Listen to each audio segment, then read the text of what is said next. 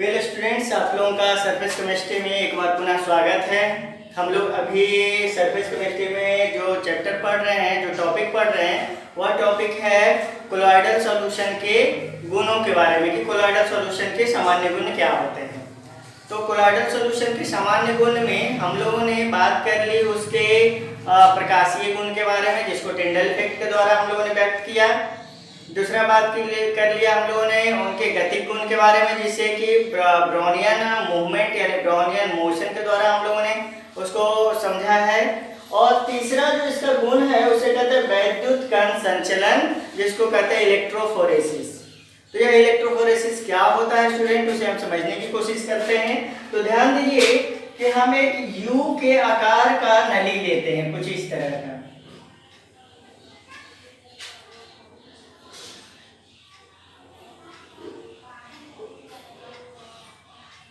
और ये यू आकार का नली है हमारा।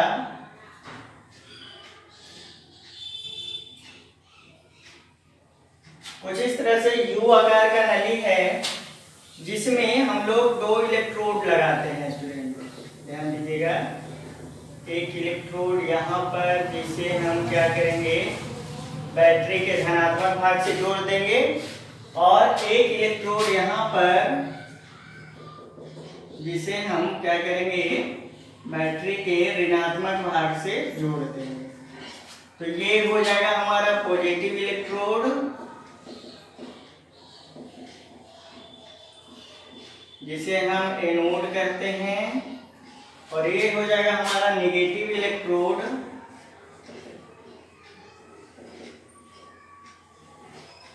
जिसे हम कैथोड कहते हैं। अब देखिए करते क्या है स्टूडेंट, यहाँ पर पॉजिटिव इलेक्ट्रोड और नेगेटिव इलेक्ट्रोड को जोड़कर फिर इसमें हम क्या करेंगे कि हमारे कोलॉइडल सॉल्यूशन को भर देंगे। देखिए यहाँ पे क्या करना होगा, हम लोगों को कोलॉइडल सॉल्यूशन को भर देना होगा। तो ये हो गया हमारा कोलॉइडल सॉल्यूशन। अब कोलॉइडल विलयन को जब हम इसमें भर देते हैं स्टूडेंट, तो भर देने के उपरांत अब क्या करेंगे, हम लोग यहाँ से विद्युत धारा प्रवाहित करेंगे। जब विद्युत धारा प्रवाहित करेंगे तो आपको ये एक बात ध्यान से समझना है कि हमारे कोलॉइडल सॉल्यूशन में उपस्थित जो कोलॉइडल सॉल्यूशन के कण होते हैं उसके ऊपर कुछ आवेश होता है। जैसे कि एक उदाहरण के तौर पे अगर आप देखें कि FeOH होल थ्राइस जो है, यह जो अणु है, इस अणु के ऊपर क्या होता है, धनात्मक आवेश होता है, कुछ इस तरह से।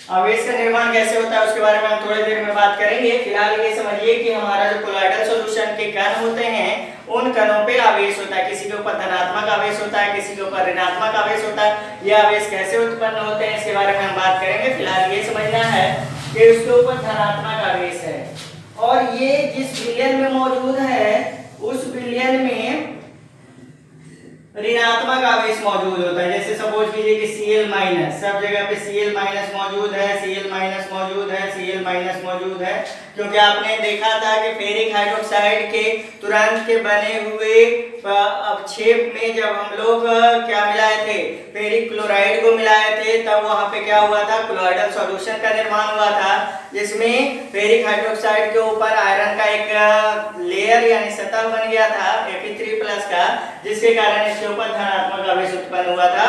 और Cl माइनस डिस्पर्सन मीडियम में चला गया था, जिसके कारण डिस्पर्सन मीडियम का जो आवेश हो गया था वो कैसा हो गया था, ऋणात्मक आवेश हो गया था।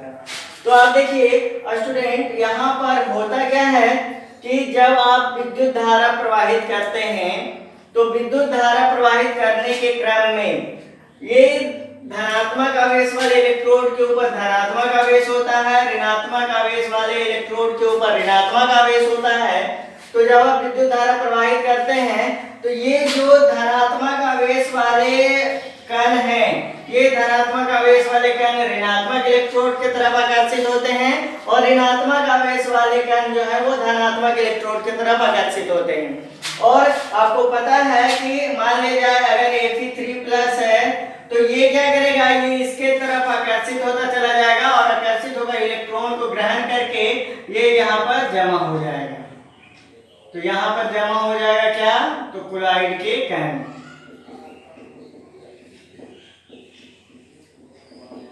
कोलॉइड के कण इस तरह से जमा हो जाएगा। कौन सा, ये धनात्मक आवेश वाले कण।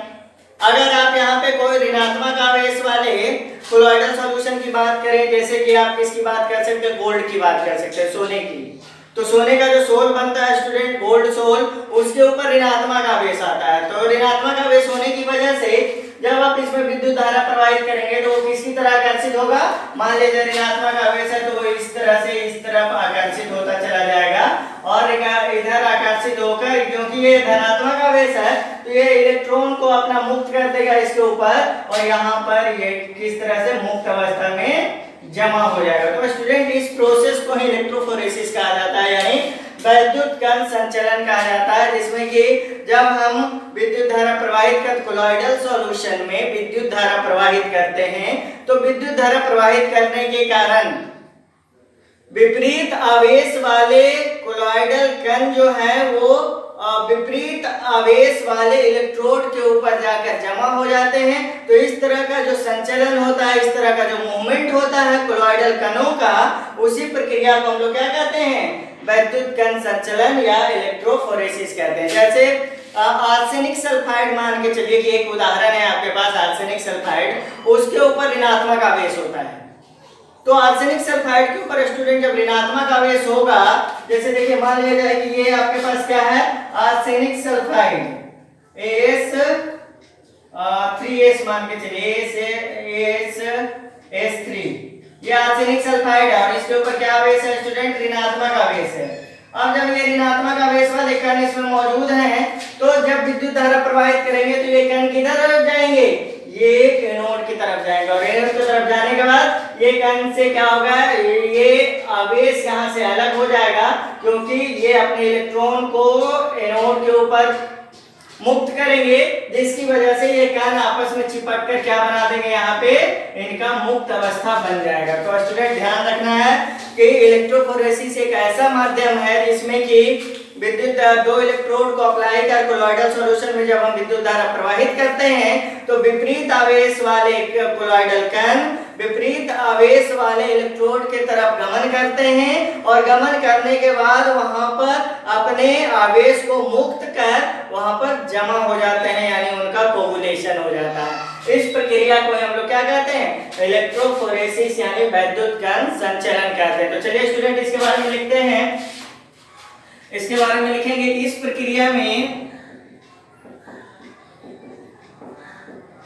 प्रक्रिया में जब U आकार के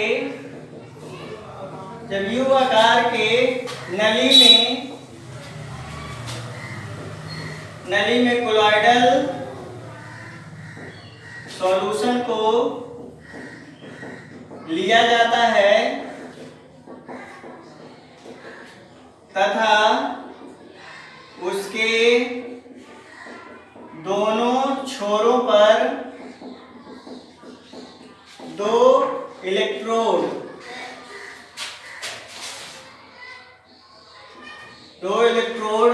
लगाकर विद्युत धारा प्रवाहित की जाती है।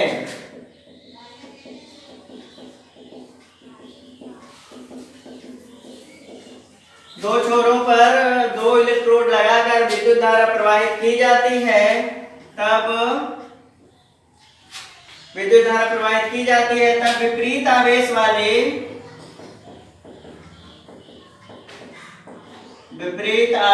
वाले कोलॉइडी कण विपरीत इलेक्ट्रोड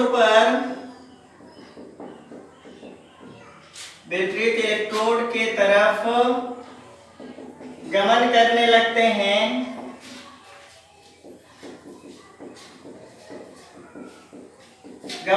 लगते हैं तथा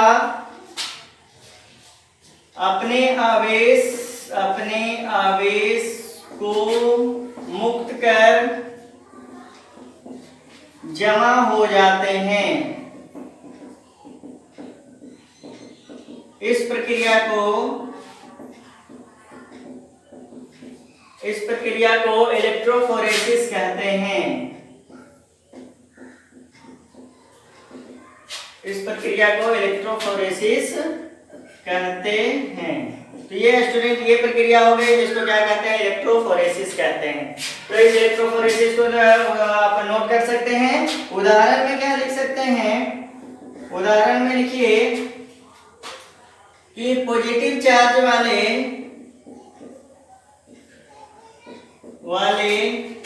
फेरिक हाइड्रोक्साइड को जब यू नली में डालकर विद्युत धारा प्रवाहित की जाती है,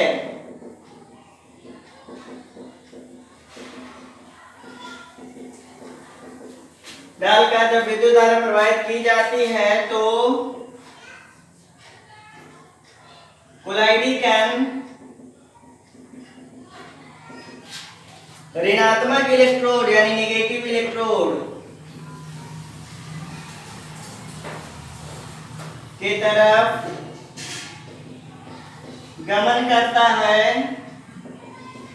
तथा कोलाइडी का नेगेटिव इलेक्ट्रोड की तरफ गमन करता है तथा इलेक्ट्रॉन ग्रहण कर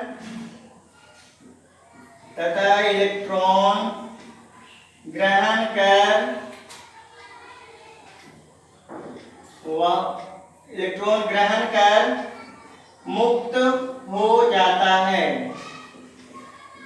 तो यही होगा स्टूडेंट। फिर इसकी तरफ मूव करने लगेगा कैथोड की तरफ, नेगेटिव इलेक्ट्रोड की तरफ, और नेगेटिव इलेक्ट्रोड की तरफ मुक्त होकर क्या हो जाएगा, उसके ऊपर जमा हो जाएगा। इसी प्रक्रिया को हम लोग क्या कहते हैं, इसी प्रक्रिया को हम लोग कहेंगे वैद्युत कण संचलन, जिसको कहते हैं इलेक्ट्रोफोरेसिस। तो स्टूडेंट आप इसको नोट कीजिए इलेक्ट्रोफोरेसिस को। और इसके बाद हम लोग बात करेंगे किसके बारे में, तो इसके अगले गुण के बारे में बात करेंगे। तो नोट कीजिए इसको।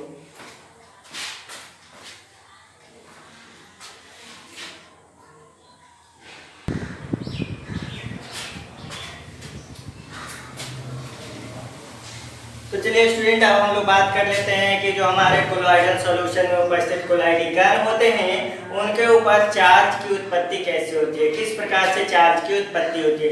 तो देखिए इसके बारे में दो तरह के हम लोग प्रक्रियाओं को समझ सकते हैं कि किस तरह से चार्ज का उत्पत्ति होता है।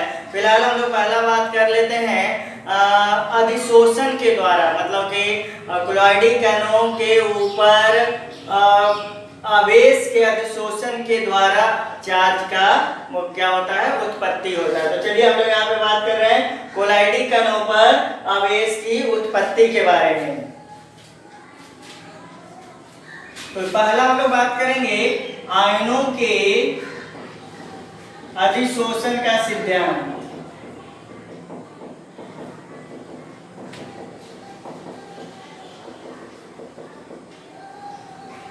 यानी कि adsorption of ions on colloidal particles.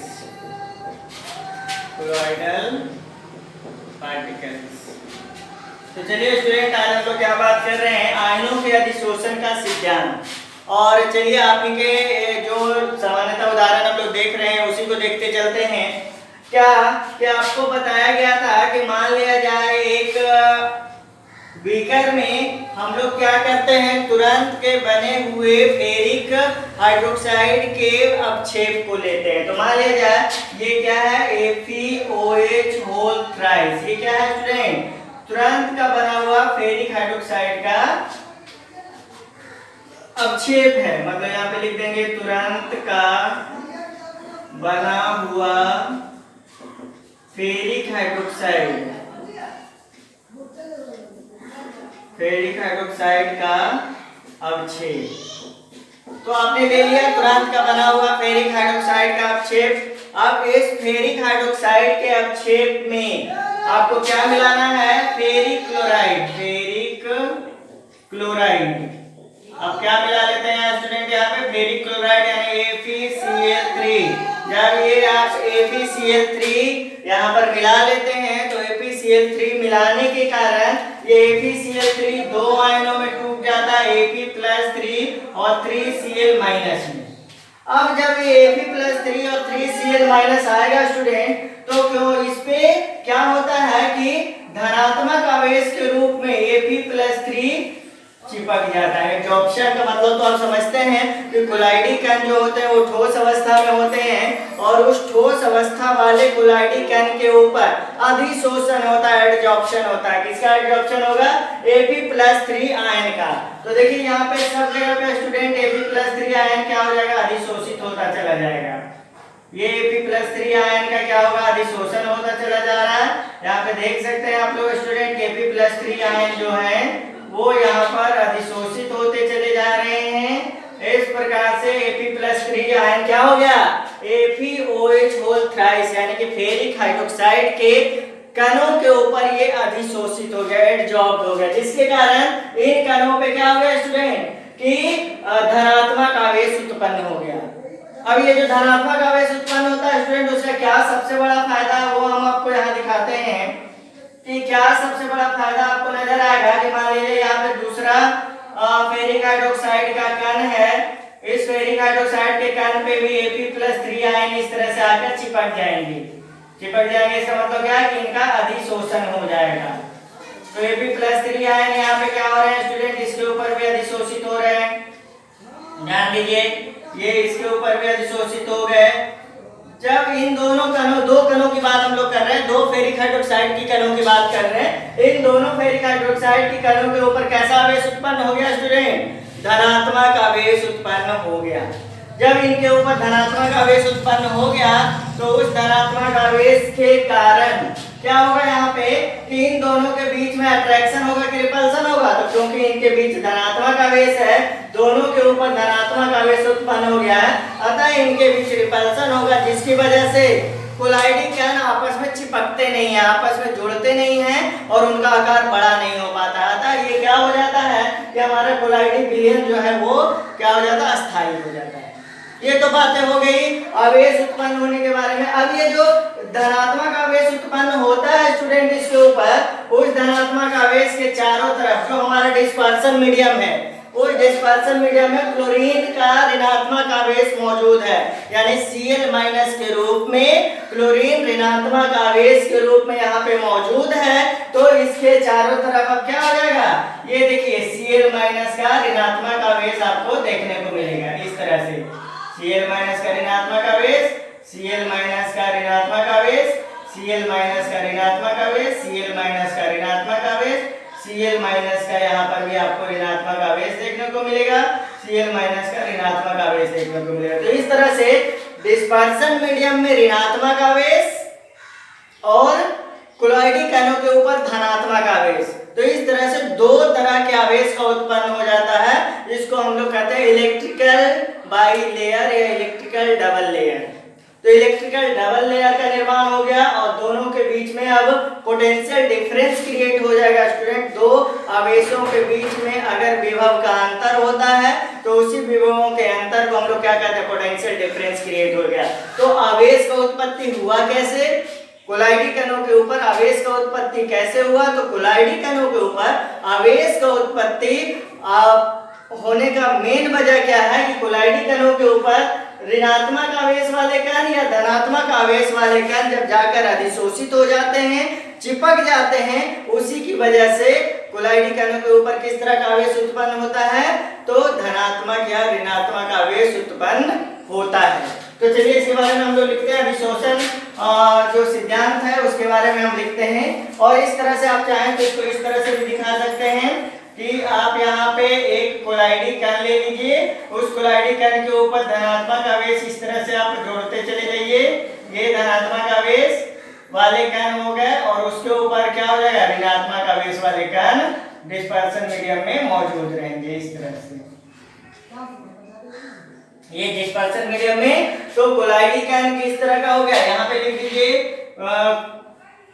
Colloidal कण पॉजिटिव चार्ज यानी धनात्मक आवेश। और यहाँ पे लिख दीजिएगा क्या, डिस्पर्सन मीडियम। डिस्पर्सन मीडियम में कैसा हो जाएगा, ऋणात्मक आवेश। इसको ध्यान रखना है। तो इसी को कहते हैं हम लोग अधिशोषण का सिद्धांत, जिस अधिशोषण के सिद्धांत के आधार पे क्या तैयार हो जाता है स्टूडेंट, कोलाइडी कणों पे आवेश उत्पन्न हो जाता है। तो यहाँ पे लिखेंगे इस सिद्धांत के अनुसार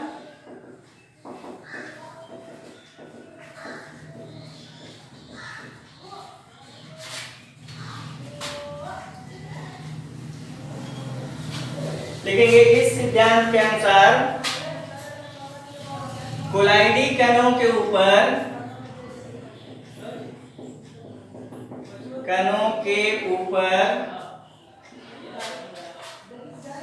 डिस्पर्सन मीडियम से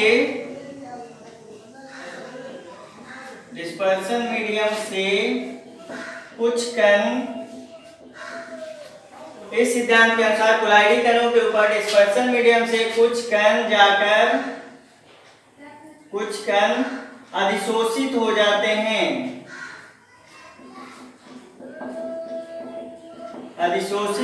जाते हैं, जिससे कोलाइडी कणों के ऊपर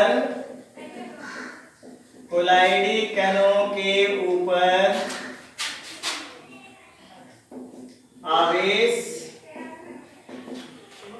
उत्पन्न हो जाता है। कोलाइडी कणों के ऊपर आवेश उत्पन्न हो जाता है तथा डिस्पर्सन मीडियम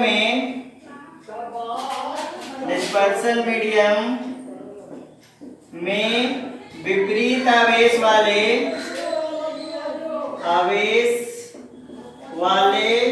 कण मौजूद रहते हैं। अतः यहाँ पे एक बात लिखेंगे स्टूडेंट, क्या हम लोग कि कोलाइडी कणों के ऊपर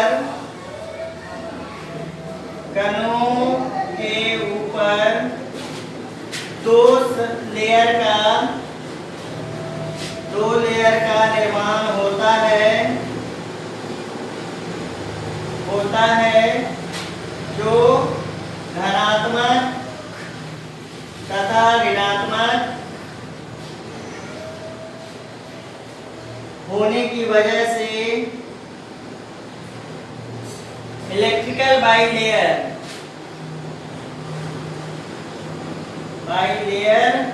का निर्माण करता है।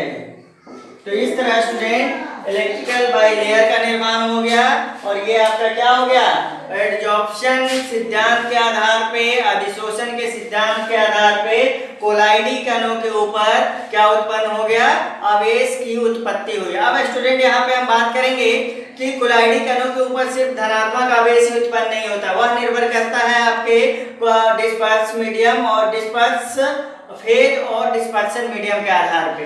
तो डिस्पर्स फेज और डिस्पर्सन मीडियम के आधार पे कोलाइडी कणों के ऊपर ऋणात्मक आवेश और धनात्मक आवेश दोनों उत्पन्न होता है स्टूडेंट। अतः तो आप इसको नोट डाउन करें, इसके आगे हम लोग बात करेंगे कि किस तरह से कोलाइडी कणों के ऊपर ऋणात्मक आवेश उत्पन्न होता है और किस तरह से कोलाइडी कणों के ऊपर धनात्मक आवेश उत्पन्न होता है।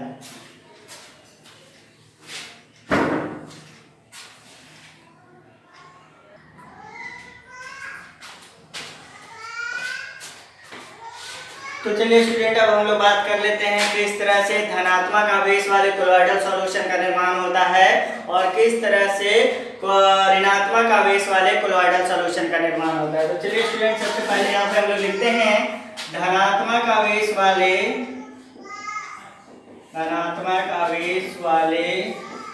कोलॉइडल सॉल्यूशन, और यहाँ पे लिख देंगे स्टूडेंट हम लोग ऋणात्मक आवेश वाले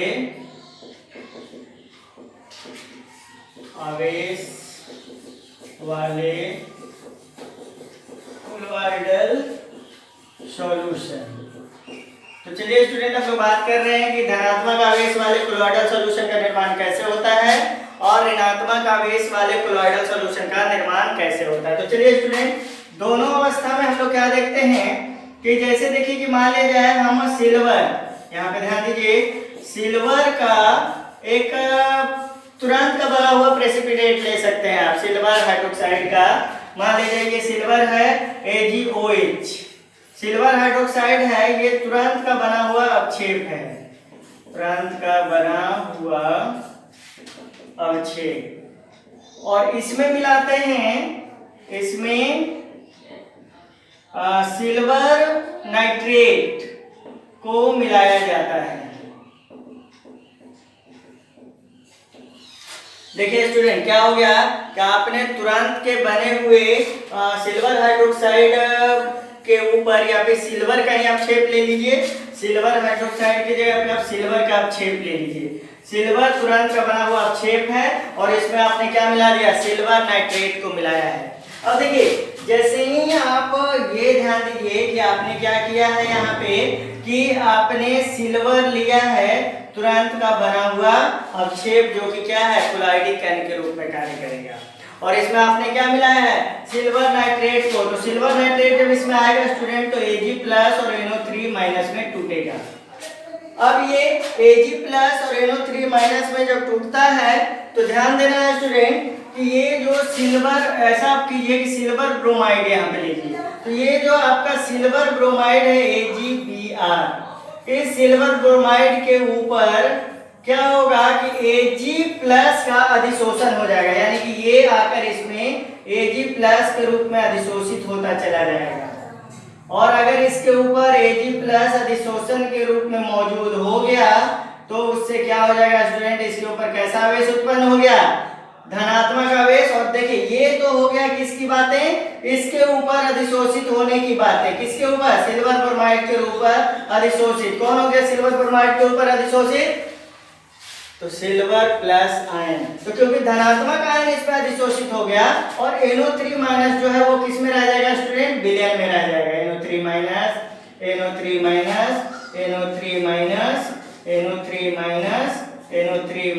ये किस में रह गया, विलयन में, यानी कि डिस्पर्सन मीडियम। तो क्योंकि अधिशोषण जो हुआ सिल्वर ब्रोमाइड के ऊपर किसका हुआ, तो Ag+ का हुआ, तो इसको आप ऐसे लिख सकते हैं AgBr, ठीक है। और इसके ऊपर अधिशोषण आप किसका दिखा सकते हैं, Ag+, और साथ में क्या हो जाएगा यहाँ पे NO3-। तो ये क्या हो गया, ये हो गया डिस्पर्सन मीडियम, ये हो गया डिस्पर्सन मीडियम, और ये हो गया डिस्पर्स्ड फेज। तो इस तरह इसके ऊपर किस तरह का आवेश उत्पन्न हुआ स्टूडेंट, धनात्मक आवेश उत्पन्न हुआ। किसके कारण, सिल्वर नाइट्रेट को हम लोगों ने इसमें इलेक्ट्रोलाइट के रूप में लिया, उसके कारण। अब देखिए दूसरी अवस्था यहाँ पे देखिए, यहाँ पे हम लिखेंगे AgBr का अवक्षेप किस तरह काम करेगा स्टूडेंट, तो डिस्पर्स्ड फेज की तरह। कोलॉइडल सॉल्यूशन का ये क्या है, पार्टिकल है, कोलॉइडल पार्टिकल है सिल्वर ब्रोमाइड, और इसमें हम लोग लेते हैं, इसमें सिल्वर, इसमें क्या कर दीजिए आप, पोटेशियम ब्रोमाइड को ऐड कर दीजिए, KBr को मिलाया जाता है। तो चलिए स्टूडेंट, हम इसमें देखते हैं कि आपके पास है क्या। तो आपके पास एक कोलाइडिक आयन है, कौन सा कोलाइडिक आयन है, तो सिल्वर ब्रोमाइड का AgBr, ये सिल्वर ब्रोमाइड का कोलाइडिक आयन है स्टूडेंट। और आपने इसमें क्या ऐड कर दिया इलेक्ट्रोलाइट के रूप में, K+ और Br- को। तो K+ Br- को, क्योंकि पोटेशियम बहुत ज्यादा धनात्मक आवेश का होता है, अतः पोटेशियम इसके ऊपर जाकर नहीं अधिशोषित होगा। तो कौन अधिशोषित होगा, Br- अधिशोषित होगा। देखिए Br-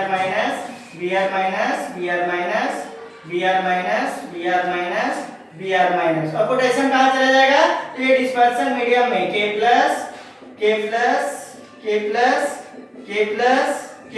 तो यहाँ पे क्या हो गया स्टूडेंट, ध्यान देना है कि ये हो गया आपका डिस्पर्स्ड फेज कोलॉइडल पार्टिकल्स, ये क्या हो गया, डिस्पर्स्ड फेज। और ये हो गया क्या, डिस्पर्सन मीडियम। तो देखिए यहाँ पे किस तरह का आवेश उत्पन्न हुआ, ये कोलाइडी कण के ऊपर क्योंकि ऋणात्मक आवेश वाले ब्रोमीन आयन का अधिशोषण हुआ, अतः इस पे किस तरह का आवेश उत्पन्न होगा, ऋणात्मक आवेश उत्पन्न होता है। तो आप यहाँ पे क्या लिख सकते हैं, AgBr पे अधिशोषण किसका हो रहा है, Br माइनस का, और बाहर मीडियम में कौन आ जाएगा, K प्लस। यहाँ पे क्या लिख दीजिएगा, ये हो गया आपका डिस्पर्स्ड फेज और इसको कहते हैं डिस्पर्सन मीडियम।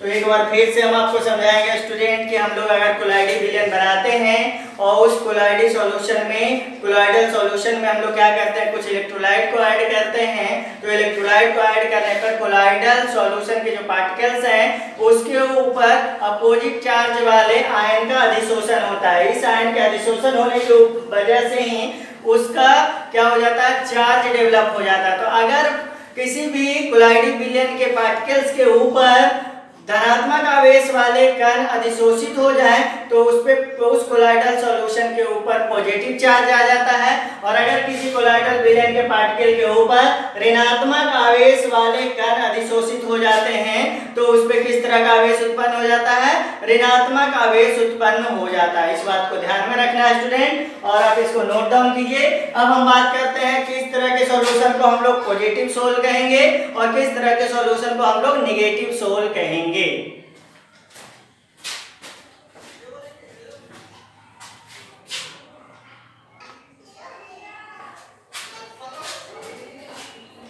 अब चलिए स्टूडेंट हम लोग बात कर लेते हैं दूसरी विधि जिसको कि कहते हैं हम लोग स्व आयनन सिद्धांत या सेल्फ आयनाइजेशन थ्योरी। इसमें होता क्या है स्टूडेंट कि जब आप किसी भी पदार्थ को मिलाते हैं द्रव में और द्रव में मिला के जब उसको घुलाते हैं तो घुलाने पे क्या होता है, उसके पार्टिकल जल में घुलकर कोलाइडल सॉल्यूशन का निर्माण करते हैं। जैसे उदाहरण स्वरूप देखिए, मान लीजिए किसी साबुन को आप जल में घुलाते हैं, जैसे एक उदाहरण स्वरूप आपके पास हैंड वॉश आता है। उस हैंड वॉश को जब आप देखते हैं तो उसमें क्या होता है कि कोलाइडल सॉल्यूशन, हैंड वॉश एक कोलाइडल सॉल्यूशन है जिसमें कि क्या होता है कि साबुन के कण जल में घुले हुए होते हैं। तो ये जो साबुन के कण जल में घुले हुए होते हैं इनके ऊपर भी धन आवेश होता है। इस आवेश का निर्माण कैसे होता है उसके बारे में बात करेंगे। तो इनके ऊपर धनात्मक आवेश होता है। कैसे, तो साबुन का कण देखिए यहाँ पे C17H35COONA, इसको कहते हैं स्टूडेंट सोडियम स्टीयरेट। क्या कहते हैं इसको, सोडियम स्टीयरेट। ये है क्या, तो ये साबुन है, ये साबुन है सोडियम स्टीयरेट। अब जब इसको आप जल में घुलाइएगा, देखिए यहाँ पे जल में घुलाते हैं तो जल में घुलने पर होता क्या है स्टूडेंट कि इसका जो आकार होता है वो कुछ इस प्रकार का होता है। ये जो होता है ये इस तरह से क्या बना लेते हैं, पूंछ का निर्माण कर लेते हैं, और ये यहाँ पर इस तरह से COO- के रूप में और Na+ के रूप में किसका निर्माण हो जाता है यहाँ पे, तो यहाँ पे सिर का निर्माण हो जाता है, सर और पूंछ। ये सोडियम स्टीयरेट है। तो देखिए होता क्या है कि ये विघटित होते हैं, जल में जाने पर इनका विघटन हो जाएगा। कैसे, C17H35COO- और Na+। सोडियम प्लस जो होता है स्टूडेंट वो जल के प्रति आकर्षण दिखाता है, अतः सोडियम क्या होगा, जल में जाकर आसानी से घुल जाएगा, यानी वो डिस्पर्सन मीडियम में चला जाएगा। और ये जो जल के विपरीत दिशा में रहते हैं इनको जल से हेट होता है, ये लायोफोबिक की तरह वर्क करते हैं। तो ये क्या होंगे कि एक तरह जाकर जमा हो जाएंगे। किस प्रकार से, कुछ इस प्रकार से। देखिए स्टूडेंट ये इस तरह से, एक मिनट स्टूडेंट, इसको अरेंजमेंट मिसेल्स का निर्माण होता है वो कुछ इस तरह से होगा।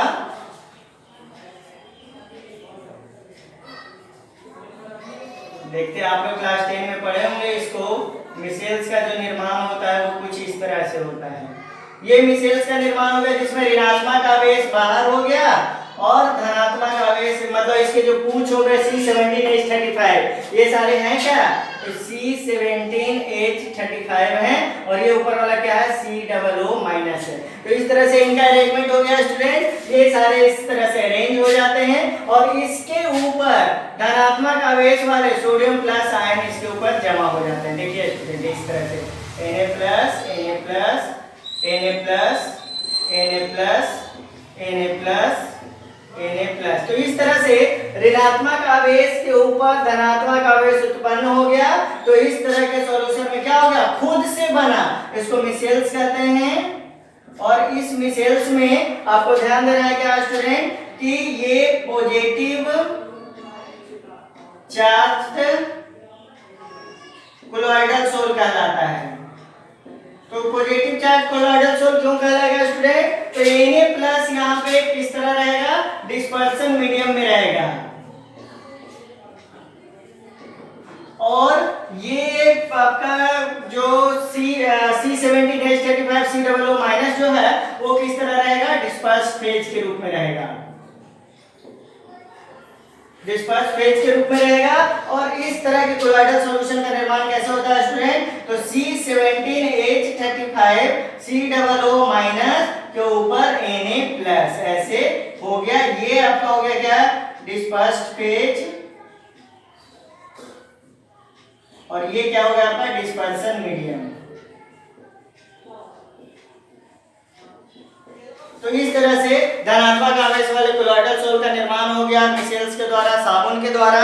और यह किसके कारण हुआ, तो खुद से, इसमें कुछ और मिलाने की आवश्यकता नहीं हुई, यह खुद से आया, मतलब कि आयनाइज हो गया, पहले आयन में परिवर्तित हो गया, और आयन में परिवर्तित होने के बाद उसमें क्या हो गया, उसी के कण जो है, उसी के आवेश जो है उसके ऊपर जमा हो गए, और इसमें क्या हो गया कि कोलॉइडल सॉल्यूशन के कण के ऊपर आवेश का निर्माण हो गया।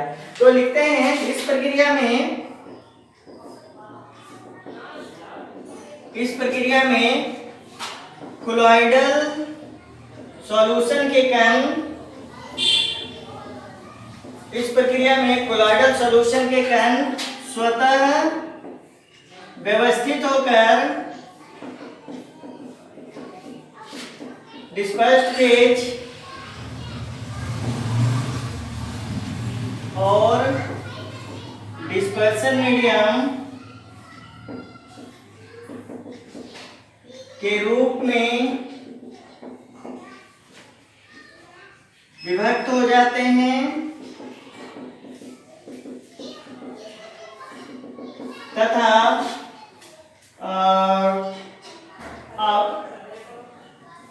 डिस्पर्स्ड फेज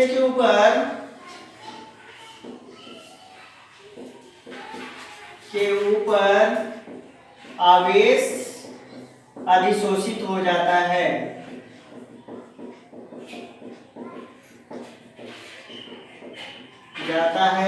उदाहरण, साबुन को जल में घुलाने पर Na प्लस साबुन के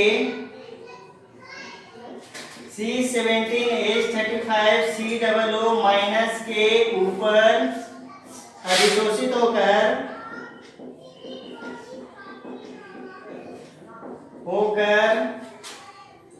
धनात्मक आवेश वाले कोलॉइडल सोल का निर्माण करता है। तो चलिए स्टूडेंट, ये तो हो गया आपका क्या कि पहला विधि अधिशोषण वाला विधि हो गया। दूसरा क्या हो गया आपका सोआ आयनन सिद्धांत हो गया, जिसमें कि कुछ और मिलाने की आवश्यकता नहीं होती है, कोलॉइडल सॉल्यूशन के पार्टिकल ही अपने आप आवेश का निर्माण कर देते हैं। तो इस तरह से आवेश का निर्माण होता है, धनात्मक आवेश और ऋणात्मक आवेश के बारे में। अब हम लोग बात करने वाले हैं कि धनात्मक आवेश में कौन कौन से कोलॉइडल सॉल्यूशन आते हैं और ऋणात्मक आवेश में कौन कौन से कोलॉइडल सॉल्यूशन आते हैं। तो चलिए स्टूडेंट, इसको आप लोग नोट डाउन करेंगे।